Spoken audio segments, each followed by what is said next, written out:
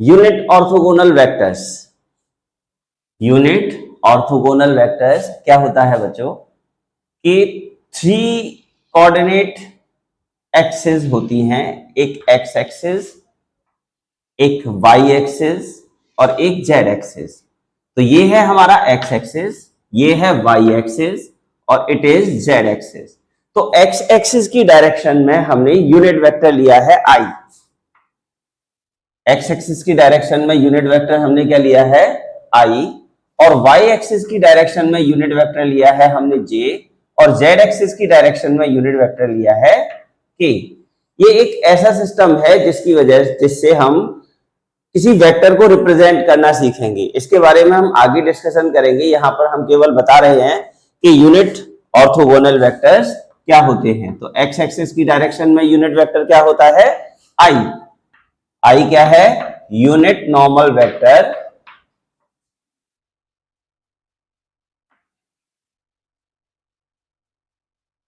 in direction x axis और j unit normal vector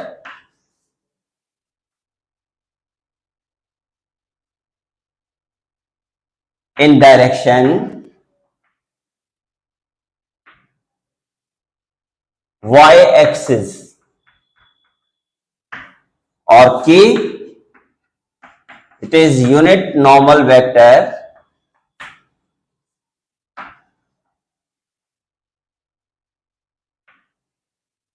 in z axis।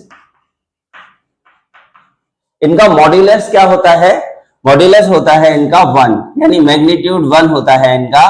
तो mod j equals to mod k is equals to mod i, ये रह गया हमारा, is equals to 1। यानी इन सबका modulus कितना होगा 1, क्योंकि यूनिट वेक्टर का मॉड्यूलस 1 होता है, यानी मैग्नीट्यूड 1 होता है। तो अब हम आगे बढ़ते हैं वेक्टर एडिशन पर। वेक्टर एडिशन क्या होता है, दो वेक्टर्स को ऐड करना। जैसे हम स्केलर क्वांटिटीज को ऐड करते हैं उसी तरीके से हमें वेक्टर क्वांटिटीज को भी ऐड करना होता है। अब स्केलर क्वांटिटीज को ऐड करने का तो तरीका सिंपल है। जैसे मान लीजिए मैंने कहा 3 metre plus 4 metre is equals to 7 metre. Simple, इनको हम इनके मैग्नीट्यूड को ऐड कर देंगे, आंसर आ जाएगा हमारा। लेकिन वेक्टर को ऐड करने के लिए हमें इस तरीके से सिंपल ऐड नहीं करना होता, इसको हम वेक्टर मेथड से ऐड करते हैं। तो सबसे पहले हम बात करते हैं वेक्टर एडिशन। तो वेक्टर एडिशन क्या होता है, addition of vectors. Vector addition, it is 3 types of vector addition. Vector addition 3 type से हम कर सकते हैं, 3 मेथड्स हैं इसके। तो क्या होता है, सबसे पहले हेड टेल मेथड,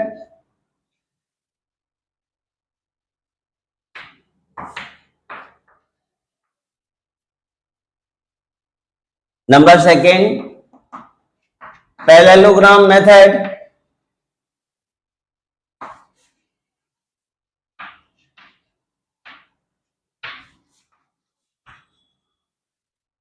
और number third it is triangle law.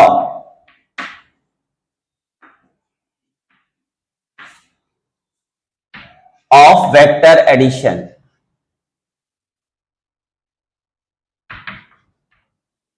ठीक है, तो सबसे पहले हम बात करेंगे सबसे simple method, head tail method. तो हेड टेल मेथड क्या होता है, सिंपल, किसी भी जब दो वेक्टर्स को हम ऐड करते हैं तो एक वेक्टर के हेड से दूसरे वेक्टर के टेल को कनेक्ट कर देते हैं, यानी जोड़ देते हैं। इस तरीके से वेक्टर का हम रिजल्टेंट फाइंड कर सकते हैं। तो इसका मतलब क्या हुआ, जैसे मान लीजिए ये है हमारा एक वेक्टर और ये वेक्टर है another vector. First vector A और सेकेंड वेक्टर बी, इसको हमें ऐड करना है।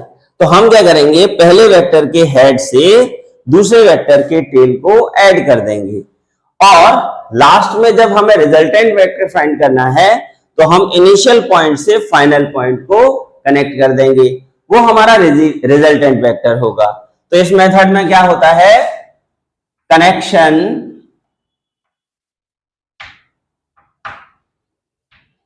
ऑफ हेड टू टेल, यानी फर्स्ट वेक्टर के हेड को नेक्स्ट वेक्टर के टेल से कनेक्ट कर दिया जाएगा। तो यहां पर हम क्या करते हैं, ये है कनेक्शन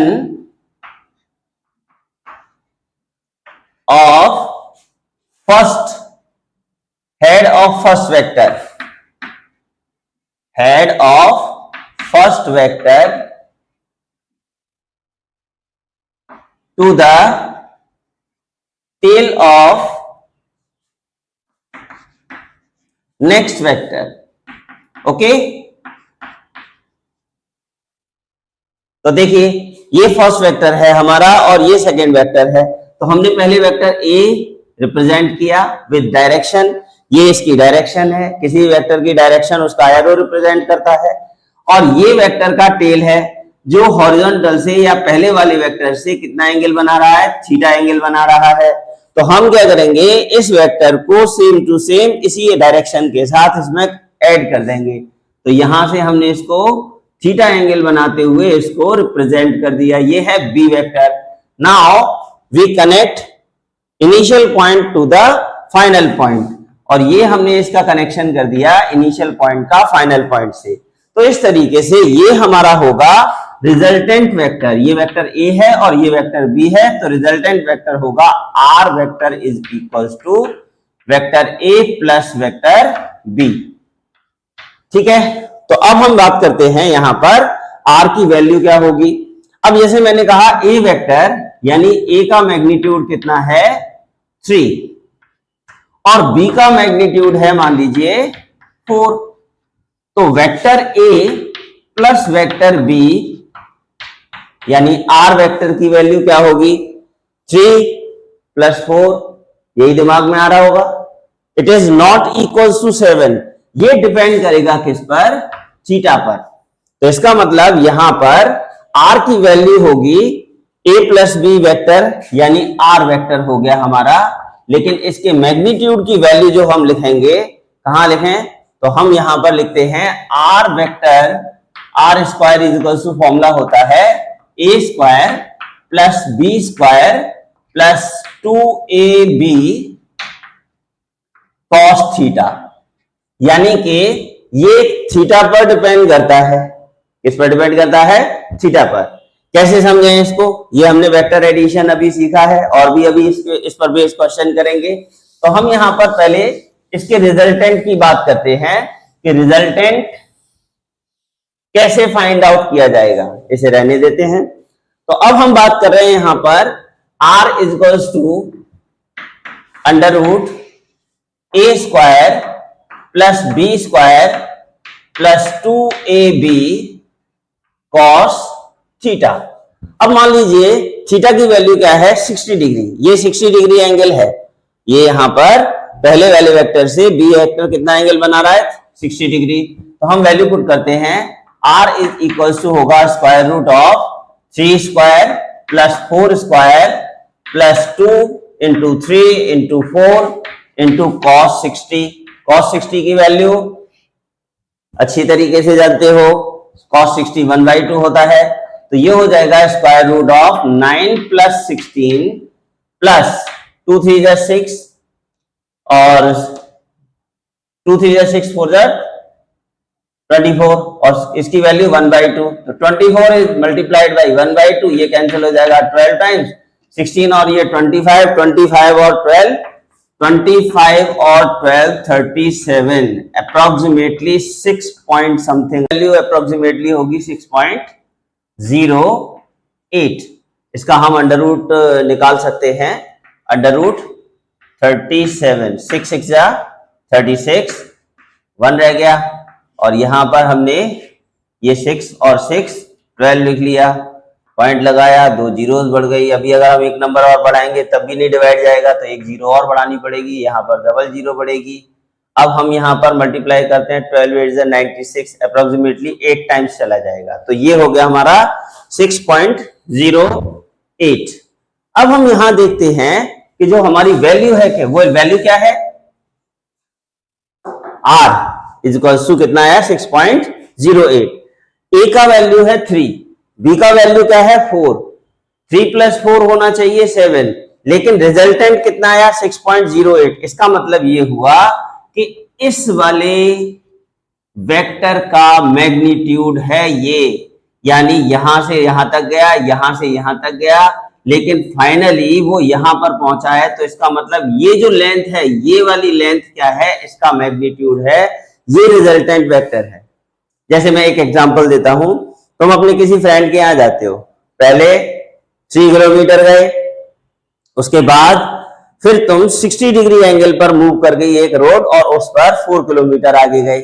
अब रिजल्टेंट वेक्टर यानी तुम यहां पर इस समय यहां पर हो, अगर तुम्हें डायरेक्ट यहां से लेकर यहां तक का रोड मिल जाए तो वो 7 किलोमीटर नहीं होगा, केवल 6.08 किलोमीटर होगा। इसका मतलब तुम्हारी जो रिजल्टेंट की वैल्यू है वो थोड़ी सी कम हो गई, यानी जितना तुम आए थे, अगर वापस तुम इस रास्ते से आओगे तो तुम्हें 7 किलोमीटर नहीं चलना है, कितना चलना है, ओनली 6.08 किलोमीटर। चलिए इसको और भी समझते हैं, तो क्या है, देखिए अब हम आगे बढ़ते हैं, थीटा पर ही डिस्कशन करते हैं।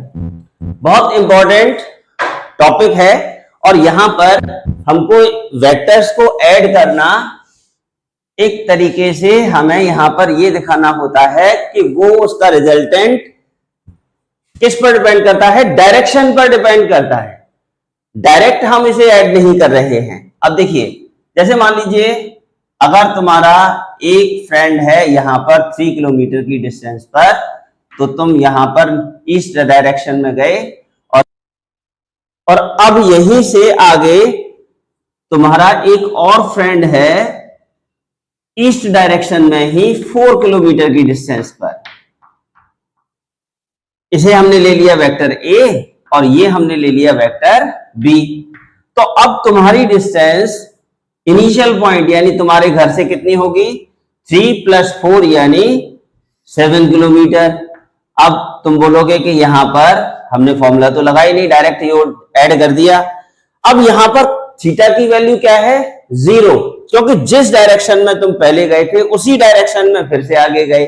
तो थीटा अगर हम 0 ले लें तो उस कंडीशन में क्या होगा, देखिए r =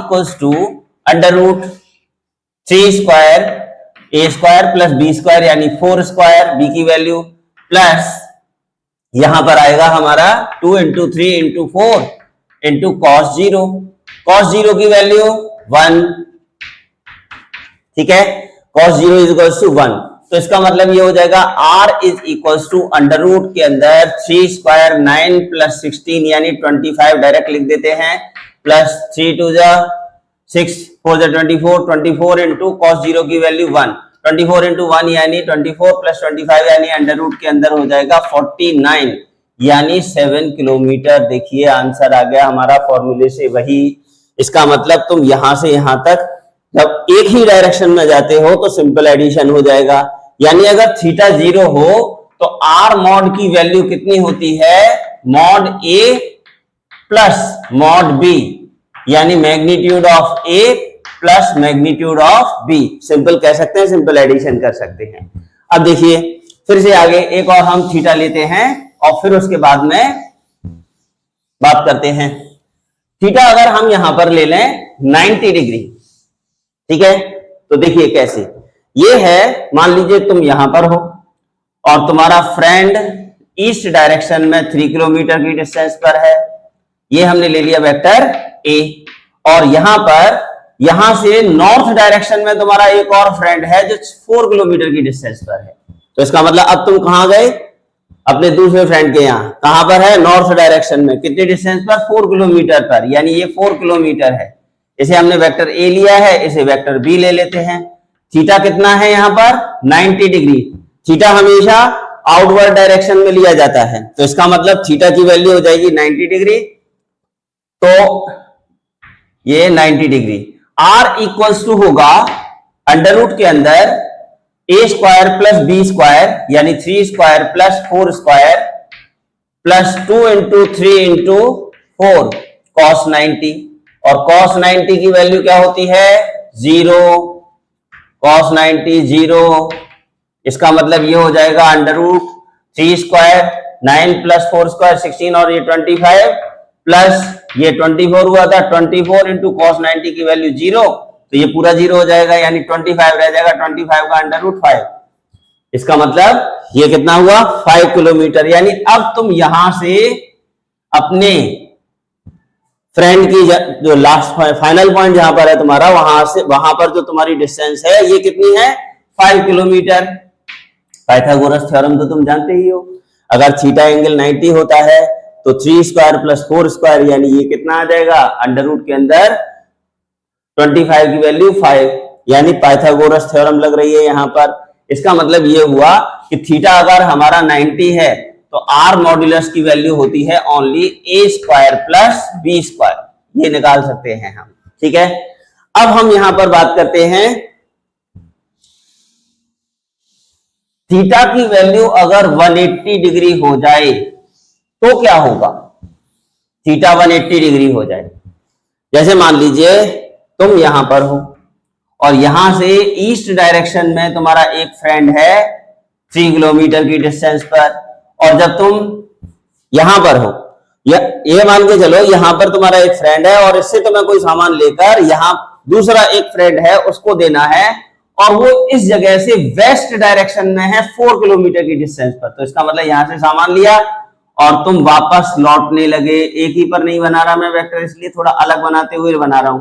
ये हो गया हमारा 4 किलोमीटर, ये किस डायरेक्शन में है वेस्ट डायरेक्शन में, तो फाइनल पॉइंट तुम्हारा कहां हुआ, ये यहां से लेकर यहां तक का मैग्नीट्यूड क्या हो जाएगा 4 - 3 यानी 1, फॉर्मूले से निकाल के देखते हैं, तो r equals to under root 3 square यानी 9 प्लस 16 4 स्क्वायर कर दिया, ये 4 है, इसे बी वेक्टर लिख दिया मैंने, ये वेक्टर ए था पहले, ए है ईस्ट डायरेक्शन में और बी किधर है वापस लौट कर आ गए 4 किलोमीटर, तो इसका मतलब ये हुआ प्लस 2 इंटू 3 इंटू 4 कॉस 180, और कॉस 180 की वैल्यू -1, इसका मतलब ये हो जाएगा अंडर रूट 25 और ये 24 इंटू -1 तो नेगेटिव 24, 24 - 25 सॉरी 25 - 24 1 यानी कितना आ जाएगा 1, यानी फाइनल तुम्हारी डिस्टेंस कितनी है 1 किलोमीटर। ये मैग्नीट्यूड है। डायरेक्शन की अगर हम बात करें तो तुम इस टाइम पर यहां पर कितने वेस्ट डायरेक्शन में हो अपने इनिशियल पॉइंट से, तो इसका मतलब अगर हम यहां पर फाइनल वेक्टर में से इसको माइनस करेंगे तो इसका मतलब 4 - 3 कितना आएगा 1, लेकिन किस डायरेक्शन में वेस्ट डायरेक्शन में। अब हमारा आता है सेकंड मेथड एडिशन का, और वो है पैरेललोग्राम मेथड। इस मेथड में हम हमेशा टेल से टेल को कनेक्ट करते हैं। अभी हमने क्या किया था, पहले वेक्टर के हेड को दूसरे वेक्टर के टेल से कनेक्ट किया था। अब हम यहां पर क्या करेंगे, पहले वेक्टर के टेल को दूसरे वेक्टर के टेल से कनेक्ट करेंगे।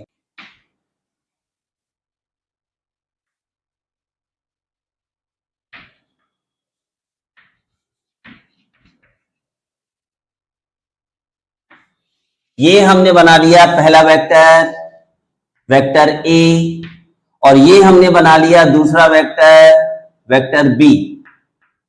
बहुत ही सिंपल है।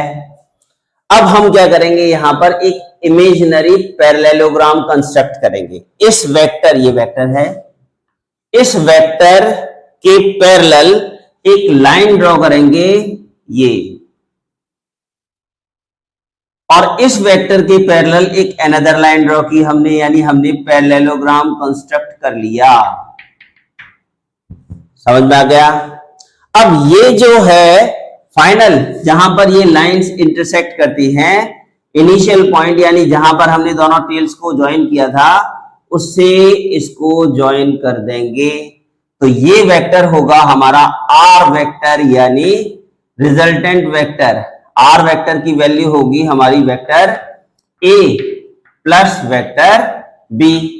अब हमने ये तो बताया ही नहीं कि यहां पर पहले वेक्टर और दूसरे वेक्टर के बीच में एंगल क्या था, थीटा। ठीक है, तो इसका मतलब ये जो एंगल है, ये वेक्टर, ये हमने जो लाइन ड्रॉ की है, इसको हम नाम दे देते हैं O, इसको हमने नाम दे दिया P और इसको नाम दे दिया Q, और ये हमारा रिजल्टेंट वेक्टर हो गया R वेक्टर, यानी R vector is equal to vector A plus vector B। अगर ये वेक्टर B है तो इसका मतलब अगर हम इसको कंसीडर करें, इसे नाम दे देते हैं M, तो ये जो वेक्टर है OQ और ये क्या है PM, तो PM वेक्टर OQ के इक्वल होगा क्योंकि ये पैरेललोग्राम है, इसमें इसकी साइड भी इक्वल होंगी और डायरेक्शन भी हम सेम ले रहे हैं, तो इसका मतलब इस वेक्टर को हम B से रिप्लेस कर सकते हैं। तो vector A plus vector B equals to R equals to vector A plus vector B। ठीक है, यानी ये क्या हुआ, पहले वाला मेथड ही जैसा हो गया कि पहले वेक्टर के हेड से टेल को कनेक्ट कर दिया, यानी इसके में पैरेललोग्राम में हम क्या करते हैं, दोनों वेक्टर के टेल्स को कनेक्ट करते हैं। अगर हम इस साइड से चलें तो इसका मतलब वेक्टर बी है ये, और इसको रिप्रेजेंट कर सकते हैं वेक्टर ए से, क्योंकि ये QM is parallel to OP और डायरेक्शन इसकी भी यही है, तो इसको हमने ए से रिप्लेस कर दिया। अगर हम इस डायरेक्शन से चलें तो vector B plus vector A, तो इसका मतलब रिजल्टेंट वेक्टर यहां पर R वेक्टर इक्वल्स टू क्या होगा, vector B plus vector A. तो इससे हमारा कंक्लूजन क्या निकला, कंक्लूजन निकला कि ये दोनों वेक्टर एडिशन जो होता है वो क्या होता है, कम्यूटेटिव। तो vector addition R vector is equals to vector A plus vector B या फिर vector B plus vector A को बी में ऐड करो या फिर बी को ए में ऐड करो, दोनों की एक ही बात है। और अब हम यहां पर बात करते हैं रिजल्टेंट की। तो रिजल्टेंट क्या है, यहां पर लिख लेते हैं R equals to under root A square plus B square plus 2AB cos theta. Okay, अब यहां पर हम एक नए टॉपिक पर आते हैं और वो है हमारे रिजल्टेंट वेक्टर की डायरेक्शन क्या होगी। अभी तक हमने किसी भी क्वेश्चन में इसको तो डिस्कस किया ही नहीं। ये हमारा रिजल्टेंट वेक्टर है, ये OM फाइनल वेक्टर है, रिजल्टेंट वेक्टर, और ये पहले वाले वेक्टर से एंगल कितना बना रहा है, अल्फा। इसको हम थोड़ा साफ कर लेते हैं। ठीक है, तो ये हमारा हो गया अल्फा, ये एंगल जो R वेक्टर है, R वेक्टर पहले वाले वेक्टर यानी A से कितना एंगल बना रहा है, alpha. tan alpha is equal to formula होता है B sin theta divided by A plus B cos theta. इसको हम प्रूफ करेंगे अब, और उसे हम बोलते हैं एनालिटिकल मेथड। क्या बोलते हैं, analytical method of vector addition, जिसमें हम इसे प्रूफ करके दिखाएंगे कि ये फॉर्मूला कहां से आ गया, R equals to vector A plus vector B। तो एनालिटिकल मेथड, ये एग्जाम में पूछा जाता है बहुत question, analytical method of vector addition.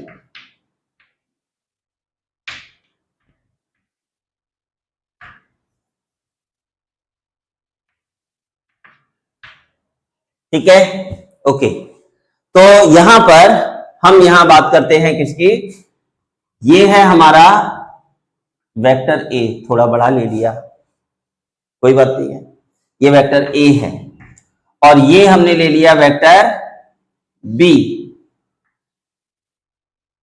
इसके टेल से टेल को हमने ज्वाइन कर दिया है। ठीक है, अब हमने यहां पर क्या किया, इसके पैरेलल एक लाइन ड्रॉ कर दी और इसके पैरेलल भी एक लाइन ड्रॉ कर दी। ये हमारा रिजल्टेंट वेक्टर हो गया, फिर से वही पैरेललोग्राम मेथड जैसा ही लग रहा है ये तो, ठीक है, कोई बात नहीं है। ये वेक्टर ए है, ये वेक्टर बी है, यानी इसको हम रिप्लेस कर सकते हैं बी से। कैसे? फिर से वही बनाते हैं, ये ओ हो गया, इसको हमने पी, इसको क्यू, इसको एम, ये वेक्टर ए है, बी सॉरी ये बी वेक्टर है, तो इसको बी से रिप्रेजेंट कर सकते हैं क्योंकि ये इसके पैरेलल भी है और इसकी डायरेक्शन हमने ये ले ली। ये वेक्टर ए है तो इसको हम ए से रिप्लेस कर सकते हैं। थोड़ा सा कंस्ट्रक्शन करते हैं। इसमें हमने क्या किया, यहां पर इस लाइन को आगे इंट्रोड्यूस कर दिया और यहां से परपेंडिकुलर डाल दिया। दोनों वेक्टर्स के बीच में एंगल क्या है? थीटा। ये एंगल थीटा है पूरा, और अगर ये थीटा है तो ये भी थीटा होगा। वाई? कॉरस्पॉन्डिंग एंगल इक्वल होते हैं। ठीक है, चलिए आगे बढ़ते हैं। ये एम, इसको हमने एन नाम दे दिया। इस ट्राइंगल को हम, इस ट्राइंगल की बात करते हैं तो in triangle P M N, ये एंगल तो हमने परपेंडिकुलर यानी परपेंडिकुलर ड्रॉ किया है तो इसका मतलब थीटा 90 हो जाएगा। साइन थीटा क्या होगा?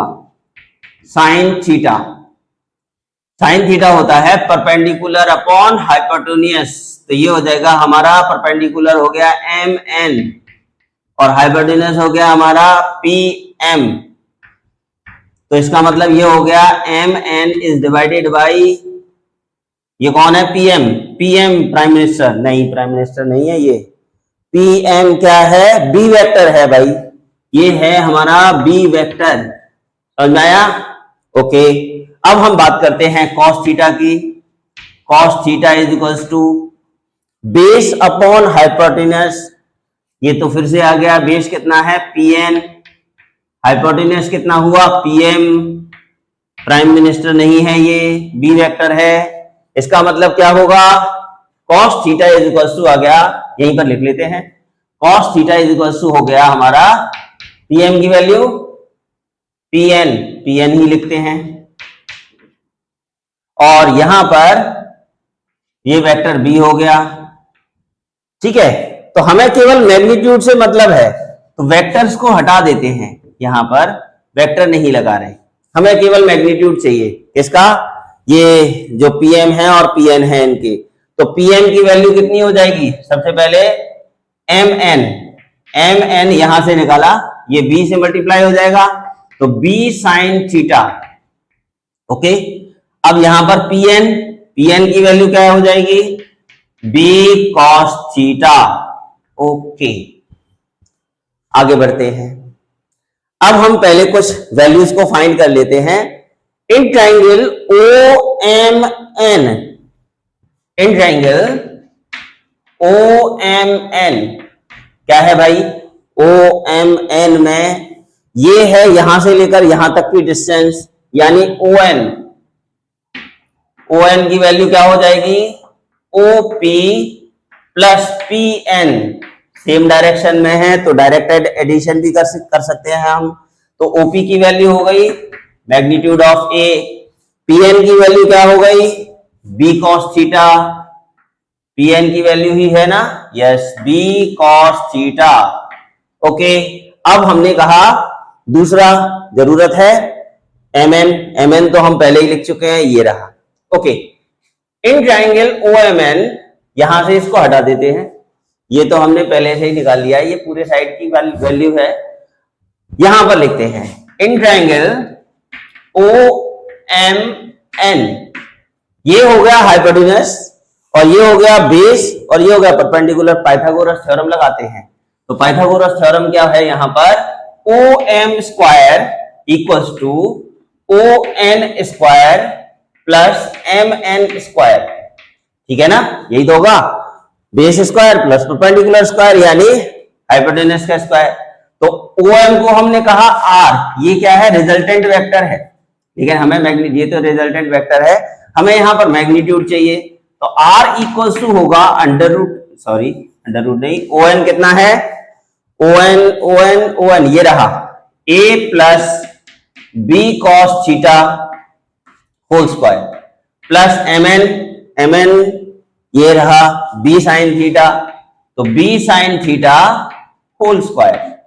तो देखिए r, ये आर स्क्वायर होगा, R square is equal to हो गया, इसका होल स्क्वायर कर देते हैं, ए स्क्वायर प्लस ये हो गया 2ab cos theta plus B square cos square theta plus B square sine square theta, ये आ गया, आपस में मैशअप हो रहे हैं, यहां से नहीं, यहां पर लिखते हैं B square sine square theta.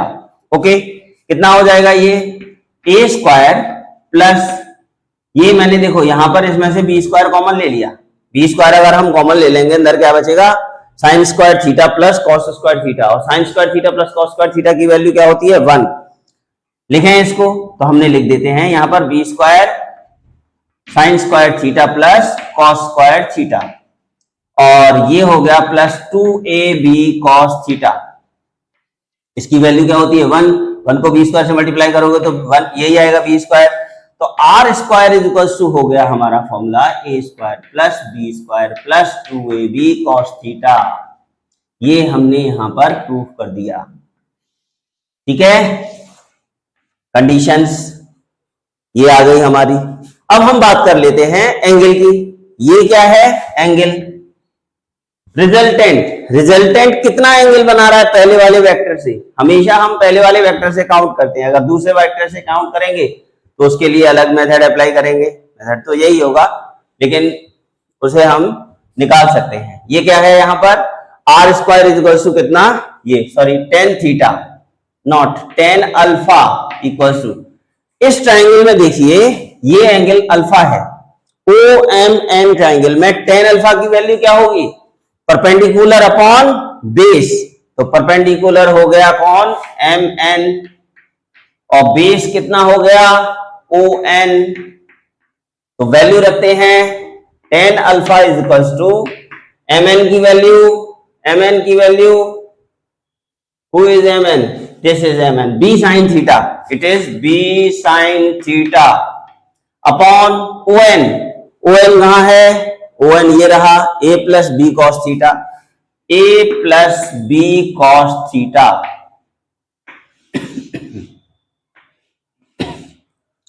ये हमारा आ गया टेन अल्फा।